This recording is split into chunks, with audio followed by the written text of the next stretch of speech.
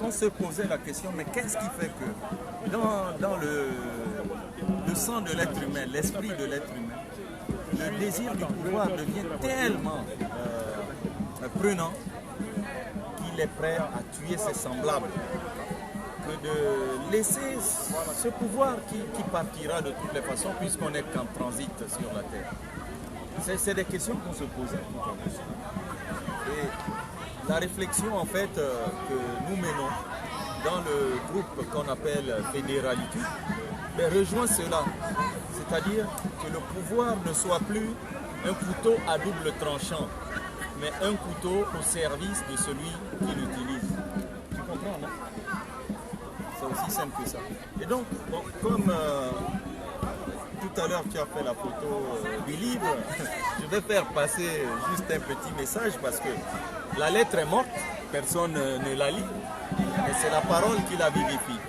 Donc voici une enquête ici, c'est marqué démocratie sous tension, hein, une enquête planétaire qui a été menée par le Fondapol, la Fondation pour l'innovation politique, en collaboration avec un institut anglophone, d'accord, qui est l'International Republican Institute. Voilà. International Republican Institute. Okay. Donc c'est quand même voilà, défendre la démocratie dans le monde. Donc c'est quand même des documents de référence qui peuvent être téléchargés sur Internet. C'est tout nouveau, hein. C'est 2019, c'est sorti au mois d'avril-mai. Voilà. Et donc, il y a un tableau, il y en a plusieurs dedans. Fondapol.org ou uri.com. Voilà, fondapol.org. Fondapol.org. Voilà, oui. Voilà, le site est là. Et le plus simple, c'est...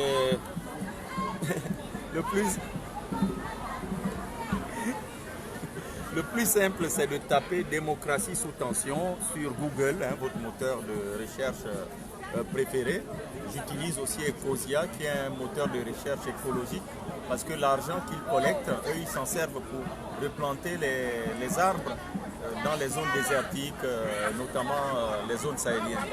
Voilà, c'est des infos au passage. Alors ici, hein, la page 102, vous voyez la page 102 ici. À la page 102, il y a la démocratie, un attachement de façade. La démocratie, un attachement de façade, mais des fragilités constantes. Okay? Et donc là-dedans, on a posé aux gens hein, le soutien aux différents systèmes politiques. Quel est le meilleur système politique qui puisse gouverner vos pays, vos nations? D'accord? Donc ici, on vous met les totales des réponses très bonnes ou assez bonnes. Parce que c'est très bonne, assez bonne, mauvaise, très mauvaise. Et donc, dans les très bonnes et assez bonnes, on regarde, la liste est là, ça va, Autriche, tout ça. Et regardez, en tête, la moyenne, elle est de 52. Et le plus haut score, 88, dans la rubrique « La démocratie fonctionne bien dans votre pays ». Et dans un pays où la démocratie fonctionne très bien, comme la Suisse, 88%, de très bien. C'est le score le plus élevé. Le plus élevé, oui, oui. Vous voyez ce qu'ils recherchent, il y a 2 modèles. On leur a proposé 5 modèles. La démocratie représentative, c'est le fait d'élire des députés. La démocratie directe, c'est le fait que le peuple... Oui, non mais c'est une étude de Fondapol. La démocratie sous tension. Et effectivement, on a cette tension chez nous.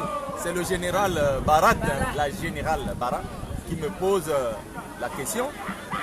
Donc, s'il y a eu du sang qui a coulé en 2016 au Gabon, le 31 août, c'est toujours à cause des tensions liées au pouvoir. Donc là, on est en train de parler des formes de gouvernement. C'est une enquête mondiale.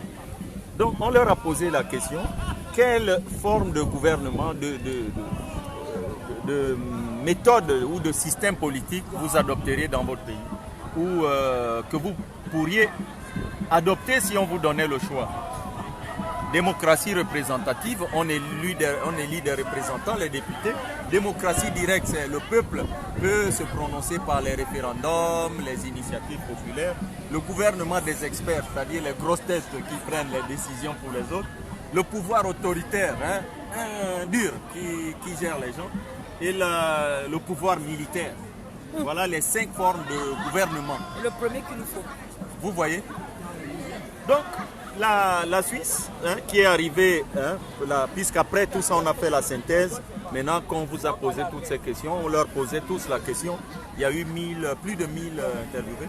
La démocratie fonctionne bien dans votre pays. Donc, la Suisse, 88% de oui, de très bien. Vous voyez, non? Alors, vous voyez, un pays comme ça, quand on leur dit pouvoir militaire, vous voyez 10% seulement qui disent oui. Parce qu'ils disent, mais comment? Et pourtant en Suisse, tous les Suisses hommes ont l'obligation de faire le service militaire. C'est des militaires, ils ont tous une arme de guerre chez eux. Ils ont tous 12 ans de service militaire. Mais ils vous disent, ici, là, on ne veut pas de ça. Pouvoir autoritaire, non, 24% seulement. Pouvoir des experts, donc les grosses têtes, les gens très intelligents, même là-bas, 42%. Pourquoi? Parce qu'ils considèrent que dans une nation, c'est l'intelligence collective qui doit primer. Il n'y a pas les experts seulement qui doivent... Ce serait une autre forme d'oligarchie ou de dictature. Et par contre, quand on monte, on arrive à démocratie directe, 67. C'est-à-dire le peuple qui se prononce. Eux, ils le font depuis 700 ans dans les communes, dans les cantons et au niveau national. Et puis, démocratie représentative. Parce qu'ils considèrent que même si le peuple peut se prononcer, bon, dans les affaires courantes, il est mieux d'avoir quand même des gens, des députés qu'on a élus et qui font ça. Mais je vais prendre un exemple, par exemple, Roumanie. Vous savez, il y a eu un dictateur en Roumanie, c'était Ceausescu, qui a fait Nicolae Ceausescu. Il a fait mal. Alors, regardez un pays comme la Roumanie. Vous voyez, la démocratie fonctionne bien dans votre pays. Ils disent 25%. Ça veut dire que c'est très mauvais. 25% seulement de personnes disent que ça fonctionne bien. Donc, ça veut dire 75% disent que ça fonctionne mal. Mais des pays comme ça où les gens sont totalement perdus, vous voyez, pouvoir militaire, ils demandent 24% qui demandent le pouvoir militaire, alors qu'ils ont déjà eu un pouvoir autoritaire, ils demandent 57%. C'est quand même au-dessus de la moyenne de tous les pays. La démocratie fonctionne très bien, c'est 52%.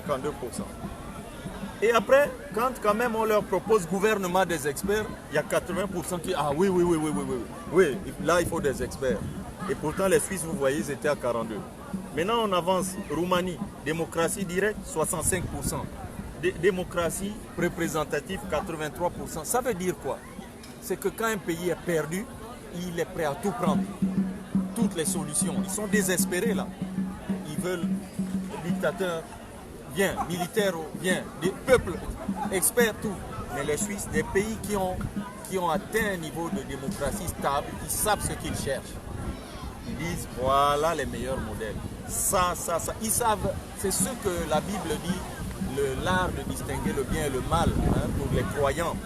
Le libre arbitre dans toutes les croyances revient. Le libre arbitre est fondé sur la connaissance et l'appréciation des bonnes choses. Si tu ne connais pas le mal, tu ne peux pas connaître le bien. Donc là, voilà un pays comme la Suisse qui a expérimenté depuis 700 ans un modèle vraiment où en 700 ans, il n'y a plus de coup d'État, il n'y a plus les 31 août qu'on est en train de faire, toutes ces choses. Pourquoi? Parce qu'il y a eu un travail de connaissance. La connaissance libère, la connaissance affranchit. C'est pour cela que je voulais faire passer ce petit message. Merci beaucoup, José Ménébert. Merci pour...